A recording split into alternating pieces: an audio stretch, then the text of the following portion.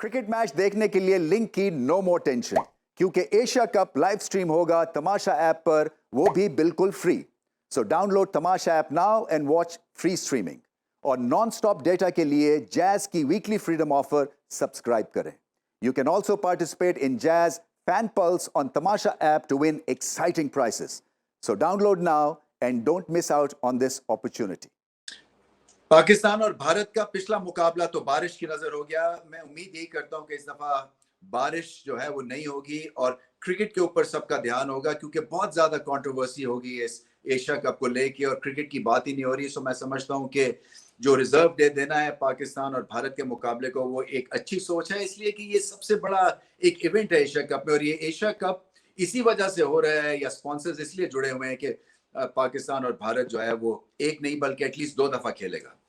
तो क्या बनेगा इस दफा इस मैच में, क्योंकि पिछली दफा के मैच में ज्यूरी आउट थी कि पाकिस्तान वो मुकाबला जीत जाता, 266 रन कर लेते। कईयों का मानना था कि नहीं, भारत की बॉलिंग जो थी वो स्ट्रांग थी और रिस्ट्रिक्ट कर देते पाकिस्तान को। पूरा मैच इस दफा होगा तो पता चल जाएगा, दूध का दूध और पानी का पानी हो जाएगा। क्या चीजें देखने के लिए जो है वो मजा आता है भारत और पाकिस्तान का जो चैलेंज होता है। देखिए, एक तो पैशन, इमोशन, हीरो बनने का मौका, बड़े दिल वाले की कहानी, और जहां पे थोड़ी बहुत कहीं पे कुछ एक इंडिविजुअल में नर्व्स के हिसाब से कुछ कमी होती है, वो एक्सपोज हो जाते हैं। तो ये जो मुकाबला है ये स्किल का तो होता ही होता है, मगर दोनों गिफ्टेड हैं, दोनों नेचुरली स्किलफुल टीम्स हैं, मगर ये नर्व्स का मुकाबला असल में। और जो अपने टेम्परामेंट को कंट्रोल करेगा, जो क्लैरिटी के साथ क्रंच मोमेंट्स में परफॉर्म करेगा, जो बेहतर तौर पे गेम को रीड करेगा, ये बड़ी इंपॉर्टेंट चीज है। क्योंकि ये जो व्हाइट बॉल क्रिकेट है ना, इसमें वक्त होता नहीं है किसी के पास। सो आपको खुद अपनी कप्तानी करनी पड़ती है, 11 के 11 को कप्तान बनना पड़ता है, जैसे कि T20 क्रिकेट में है। सो आपको सिचुएशन भी ठीक रीड करनी है, आपको फिर हालात का भी मुकाबला करना है। क्योंकि देखिए, जब बारिश होती है तो फिर कभी गेम रुकती है, कभी स्टार्ट होती है। तो ये जो ऐसे स्टार्ट्स होते हैं ना, स्टॉप एंड स्टार्ट, इसमें 2-3 चीजें होने का खदशा होता है। इंजरी का खदशा होता है, आउटफील्ड सॉगी होती है, पता नहीं कोई पाँव मुड़ जाए वगैरह वगैरह।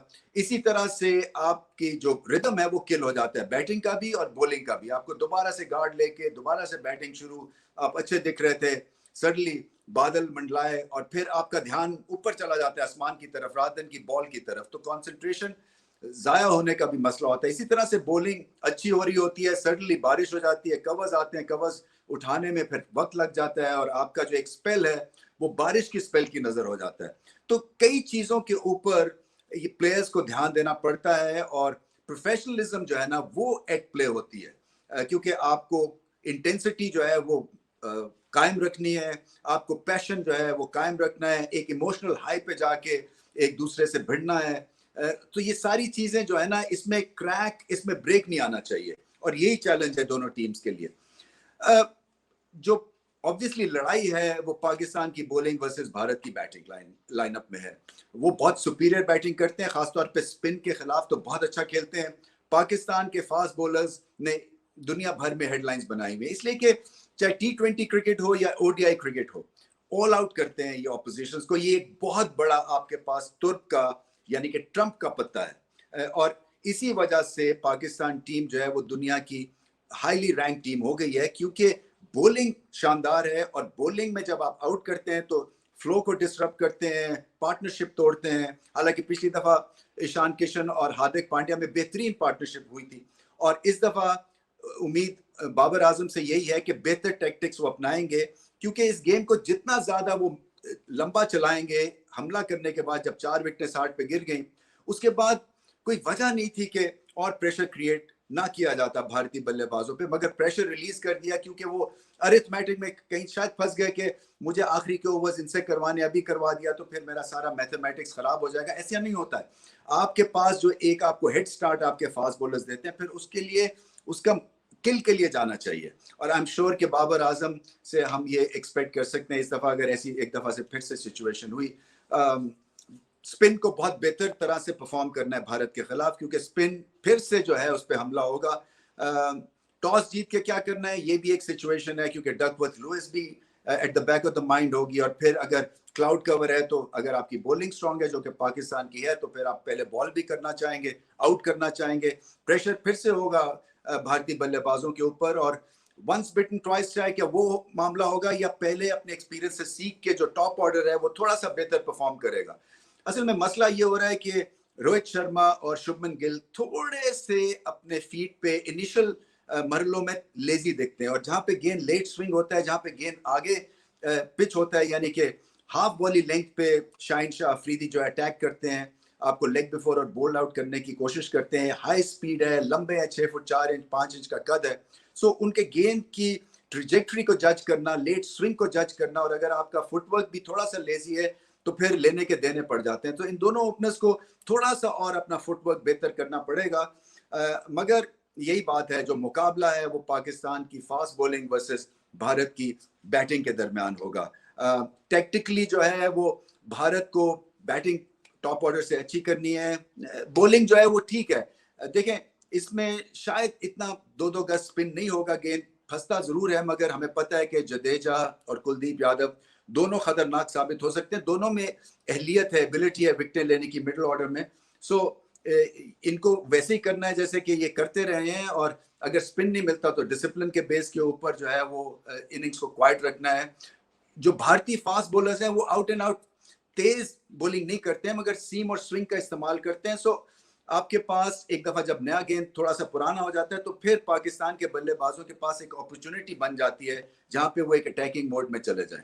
पाकिस्तान की जो बैटिंग है वो टॉप ऑर्डर के हिसाब से तो ठीक है, इमाम फॉर्म में है, बाबर भी फॉर्म में है, रिजवान बड़ा अच्छा बैटिंग कर रहे हैं।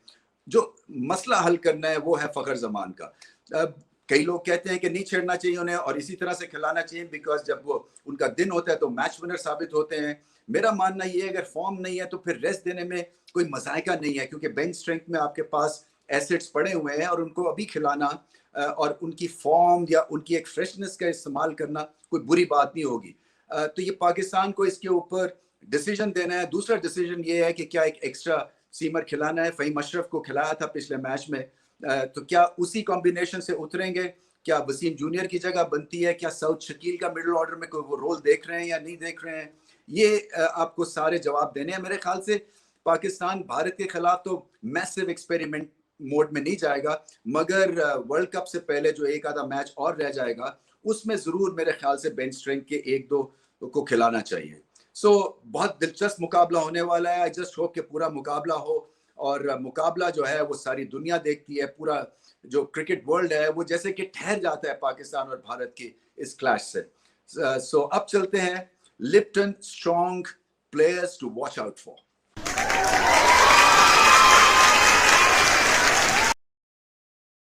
Lipton strong players to watch out for clear है, एक पाकिस्तान के बॉलर्स हैं टू वॉच आउट फॉर, भारतीय बल्लेबाज हैं to watch out for. So Pakistani fast bowlers ने लाजवाब बॉलिंग की है, सो मेरे लिए शाहिन शाह अफरीदी इंपॉर्टेंट हो गए, हारिस रऊफ इंपॉर्टेंट हो गए, नसीम शाह इन कंडीशंस के ऊपर बहुत ही अच्छी एक पिक है। सो ये 3 फास्ट बॉलर्स के 30 ओवर्स जो हैं वो डिटरमिन करेंगे कि भारत कहां तक अपनी बैटिंग प्रॉस का इस्तेमाल करता है। On the other hand Bharat के पास विराट कोहली है, शुभमन गिल हैं, रोहित शर्मा है, और फिर ईशान किशन बड़ी फॉर्म में है।